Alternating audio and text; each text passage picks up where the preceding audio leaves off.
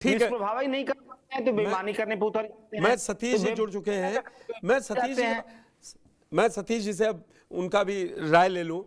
Political parties को आपने सुना, सतीश जी जो मायावती ने जहां पे हिट करना चाहा है वो क्या अपना रिवाइवल देख रही हैं कि आजकल वो लगातार उनके कई ट्वीट पीछे उठाइए तो वो लगातार कांग्रेस पर हमलावर हैं, समाजवादी पार्टी से ज्यादा, समाजवादी पार्टी पे भी है, लेकिन वो आरक्षण के मुद्दे पर ये बताती हैं, नौकरी के मुद्दे पर बताती हैं। अभी 3 दिन पहले ट्वीट उन्होंने किया। उनकी स्ट्रेटजी को जरा आप डिकोड करें। और बीजेपी जो इस समय भी राहुल गांधी को आरक्षण विरोधी साबित करने में जुटी है, क्या ये सही प्लैंक पाथ पे है? नहीं, देखिए पुष्कर जी, आरक्षण एक बहुत ही संवेदनशील मुद्दा है। बिल्कुल। और राहुल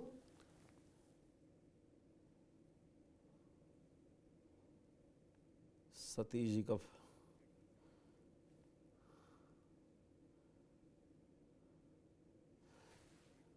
सतीश जी आवाज आ रही? उनको फोन आ गया। आजादी के बाद भी इस देश में दलितों के जो, मैं पीसीआर से कोशिश करूंगा कि सतीश जी को फोन पे ले लिया जाए तो शायद उनकी आवाज मिल जाए उनके। हाँ, अशोक जी आप अपनी बात पूरी कर सकते हैं इस समय थोड़ा।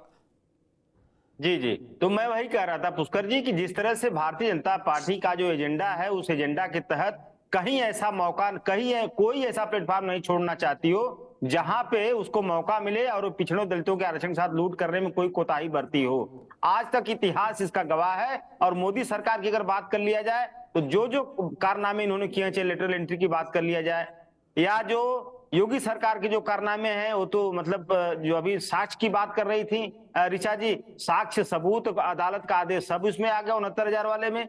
तो कोई ऐसा मौका ये सरकार नहीं छोड़ना चाहती है जहां पे पिछड़े दलितों के आरक्षण के साथ लूट न मचाई हो। और उसी भाजपा के साथ कहीं न कहीं जब इस देश में एक लड़ाई चल रही थी 2024 में, उस लड़ाई के दौरान कई नेताओं ने हमारे निवेदन किया बीएसपी से कि आपकी जरूरत है इस आंदोलन को, इस दलित विरोधी, पिछड़ा विरोधी, संविधान विरोधी सरकार को हटाने के लिए।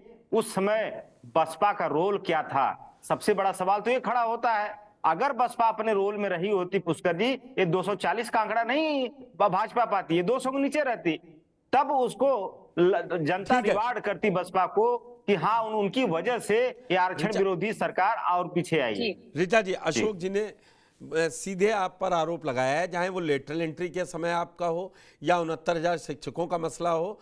आप पहले राष्ट्रीय पिछड़ा वर्ग आयोग ने कहा कि विसंगतियां हुई हैं, उसके बाद हाईकोर्ट के सिंगल बेंच ने कहा विसंगतियां हुई हैं आरक्षण को लेकर, फिर डबल बेंच ने दिया। आप 27 दिन तक बैठे, 28 दिन तक बैठे रहे, कोई लिस्ट नहीं आई, और आपने जब सुप्रीम कोर्ट में सोमवार को कल मुकदमा पहुंच गया तब आपने कह दिया आप तो कोर्ट में हैं, जो कोर्ट का आदेश होगा उसका पालन करेंगे। आप कैसे आरक्षण के साथ खड़ी हैं? और जबकि कल ही अनुप्रिया पटेल ने कहा, उनका एक्सपोज सोशल मीडिया है कि सरकार अदालती रास्तों के बजाय जो और विकल्प मौजूद हैं उनके थ्रू आरक्षित वर्ग का सुरक्षित करें हक। जी देखिए, चूंकि मैं भाजपा में अकेली प्रवक्ता हूं तो मुझे लगता है कि दोनों भाइयों से थोड़ा ज्यादा मुझे समय मिलना चाहिए। आपको बिल्कुल पूरा समय जी, राहुल गांधी जी जो बिना पढ़े लिखे कुछ भी जाके अमेरिका में बोलते हैं, ऐसा लग रहा है कि उन्हें अमेरिका से चुनाव लड़ना है। मैंने अपने भाई की बात सुनते सुनते बस ऐसे ही गूगल किया था कि इंडिया के जो टॉप बिजनेसमैन है उनके क्या नाम है। मुझे शुरू में ही 3 नाम मिल गए। एक कुशाल पाल पटेल है, तो पाल तो मुझे नहीं लगता कि ओबीसी नहीं होता है। एक एमए यूसुफ अली मिले हैं, इनको गूगल करते जाइएगा। एक पंकज पटेल मिले, ये मैंने जस्ट एक लिस्ट देखी है। तो ये तो मैं आपको शर्त लगाती हूँ कि ये किस चीज की लिस्ट है? इन्होंने ये कहा है कि जो टॉप बिजनेसमैन है इंडिया के, उनमें से ओबीसी नहीं है, उनमें से केवल एक ओबीसी है। मुझे नहीं पता, शायद वो अडानी अंबानी इन्हीं लोगों की गूगल से ज्यादा अपनी रिसर्च टीम पे विश्वास कीजिए ऋचा जी, गूगल गड़बड़ करवा देगा।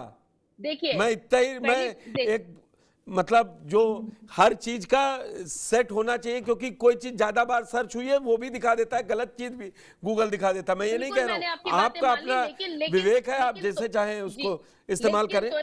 लेकिन त्वरित ढूंढने के लिए आपको गूगल पे भरोसा करना पड़ेगा। दूसरी बात यह है कि जिस शिक्षा पद्धति की बुराई वो अमेरिका में करके आए हैं, मैं इनकी जानकारी के लिए बता दूं, उसी गूगल के सीईओ भारतीय है। तो शिक्षा पद्धति पे बुराई करना राहुल गांधी जी का काम है, भारत को मैं नीचा दिखाना आरक्षण राहुल पे गांधी सवाल जी का पूछ काम रहा हूँ, है। मेरा आज बहुत सीधा नहीं सवाल नहीं, है। वो भी शिक्षा भर्ती में गए थे, आरक्षण की मुद्दे से उठ के वो शिक्षा भर्ती में गए हैं। अभी आप जो मेरे भाई ये प्रवक्ता आप है जी, आरक्षण दे रही हैं और ये आरोप नहीं तो आप पर गलत है। आप एक बार अनुप्रिया आप ये पटेल भी क्या चीज बोल रही हैं आरक्षण पे 69,000 के, देखिए, मुझे बताइए। आपकी ये जो डिबेट है वो शिक्षा भर्ती पे है, तो मैं शिक्षा भर्ती पे नहीं बात नहीं, करूं, मैं शिक्षा सुप्रीम भर्ती कोर्ट की नहीं, बात करूं, मैं ये डबल बेंच अशोक की बात यादव जी करूं, ने सिंगल सवाल बेंच की उठाया बात है करूं। भाई। नहीं, अशोक अशोक यादव जी तो यहाँ से अभी पहुंच जाएंगे हाथरस, फिर पहुंच जाएंगे मणिपुर। इन लोगों को तो 4 बातें पता है व्हाट्सएप की, ठीक है, फिर मैं लेकिन जो सतीश जी मुद्दा से है एक बार जुड़ उसी गए चीज पे ही बात होगी ना। मैं सतीश जी के पास जाता हूं। सतीश जी, आप कह रहे थे आरक्षण बहुत सेंसिटिव मुद्दा है। देखिए पुष्कर जी, मैं फिर ये कह रहा हूं, और ये बात राहुल गांधी जी, सिर्फ राहुल गांधी नहीं, वो नेता प्रतिपक्ष भी है, वो बहुत सेंसिटिव मुद्दे के ऊपर जिस तरह की बयानबाजी उन्होंने की है, निश्चित रूप से देखिए, आपकी भावनाओं के ऊपर सवाल नहीं उठा रहा हूं, लेकिन कहीं ना कहीं राहुल गांधी जी की ये बयानबाजी इस देश में आरक्षण खत्म हो जाना चाहिए, इस विषय की चर्चा को आगे बढ़ाने का एक कारण बन सकती है। देखिए, दो मुद्दे बताऊंगा। पिछले 1 महीने में राहुल गांधी जी के आरक्षण को लेकर के 2 बयान मैं आपको बता दूं। जब वर्गीकरण होता है, जब माननीय सर्वोच्च न्यायालय कहीं ना कहीं आरक्षण के अंदर क्रीमी लेयर की बात करती है, वर्गीकरण की बात करती है, पूरा देश का दलित इकट्ठा होकर के बाकायदा भारत बंद भी करता है, लेकिन नेता प्रतिपक्ष बाकायदा राहुल गांधी की एक लंबी चुप्पी, ना उन्होंने किसी ट्वीट के माध्यम से, ना किसी मीडिया के माध्यम से, उन्होंने कहीं ना कहीं उससे अपनी दूरी बना करके रखी। 2 महीने पहले बाकायदा एक पीसी के अंदर राहुल गांधी जी से एक पत्रकार ये पूछता है कि क्या अगर राहुल गांधी जी की जब सरकार आएगी, देश में जब कांग्रेस की सरकार आएगी, तो क्या कभी ऐसा भी हो सकता है कि जो प्राइवेट सिस्टम है उसका जो निजीकरण है उसका क्या सरकारीकरण हो सकता है? तो राहुल गांधी जी ऐसे सवाल को लेकर के बड़ी ऑकवर्ड स्थिति में आए, वो वीडियो बड़ा वायरल भी हुआ, लेकिन शायद वो ये बात भूल गए कि भारत में ऐसा हुआ है। इंदिरा गांधी ने बाकायदा प्राइवेट सेक्टर के जो बैंकिंग थे उनका राष्ट्रीयकरण किया। तो इस तरह की बातें अगर आप कर रहे हैं, देखिए कहां कर रहे हैं, अमेरिका के अंदर कर रहे हैं। भारत का दलित आरक्षण अधिनियम 1935 है, इस देश की आजादी से पहले भारत का दलित आरक्षण के दायरे में आता है, और आजादी के 75 साल बाद भी इस देश का दलित अगर सरकारी सिस्टम के अंदर या उसके पद खाली पड़े हैं, तो ये पूरे के पूरे लोगों से सवाल है। बीजेपी सरकार में है उससे सवाल है, कांग्रेस लंबे समय तक सवाल रही है, निश्चित रूप से लोगों के मन में एक सवाल रहेगा। और उसी अमेरिका के अंदर बाकायदा 1970 के दशक में अमेरिका में ब्लैक्स के लिए बाकायदा डाइवर्सिटी लागू किया गया, बिल्कुल। और उसका परिणाम आप 20 साल में देखेंगे कि अमेरिका के तमाम क्षेत्रों में, गीत में, संगीत में, कला में, फिल्मों में, 90 के दशक में बाकायदा अमेरिका की धरती से एक ब्लैक महिला जो हैली बेली है, वो बाकायदा ऑस्कर अवार्ड लेती है। तो ये सवाल है कि आप क्या सवाल पूछ रहे हैं? मेरे हिसाब से राहुल गांधी जी को इतनी आसानी के साथ, अब ये भी तो बताना पड़ेगा ना कि जिस देश की 90% आबादी, देश के 60% जो संसाधन है उसके हिस्से में आते हैं, अब डिफरेंसेस कितना दूर करेंगे? क्या राहुल गांधी जी के पास ऐसा कोई फार्मूला है कि वो 1 मिनट में इसको डिफरेंसेस को खत्म कर देंगे? और आरक्षण का ये भी एक सच है कि जहां जहां आरक्षण है वहां वहां दलित है, जहां जहां जिन क्षेत्रों में आरक्षण नहीं है वहां दलित के पाए जाने की इस भारत में आज भी संभावनाएं बहुत कम है। तो ठीक है। ऐसी स्थिति में जी, मैं अब सुशील जी से आपकी बात कर ले लूं, नहीं तो जवाब नहीं तो सुशील जी, मुझे भी ये लग रहा है कि संविधान खत्म कर देंगे, आरक्षण लूट लेंगे, ये दिखाकर आप 24 में 44 से 99 का सफर पूरा कर लिया, लेकिन अब आपको लग रहा है कि जो जनरल कैटेगरी है उसको भी खुश करना है, क्योंकि चुनाव है और भारतवर्ष की ऐसी लोकतांत्रिक व्यवस्था है कि जिसमें हर 6-8 महीने में किसी न किसी प्रदेश में चुनाव होते हैं। सतीश जी ने बिल्कुल सही कहा, जो SC ST के वर्गीकरण की बात आई तो बीजेपी हो या कांग्रेस हो, दोनों ने चुप्पी साध ली और दोनों साउथ में जाते हैं। तो रवन्ना ने भी कह दिया तेलंगाना सीएम हम लागू करेंगे, सिद्धारमैया ने भी कह दिया, तो फिर राहुल गांधी को यहां उत्तर प्रदेश में कहने में क्या देरी लग रही है कि हम लागू करेंगे जब आएंगे सत्ता में वर्गीकरण? वो भी तो आप ही के 2 सीएम है जी।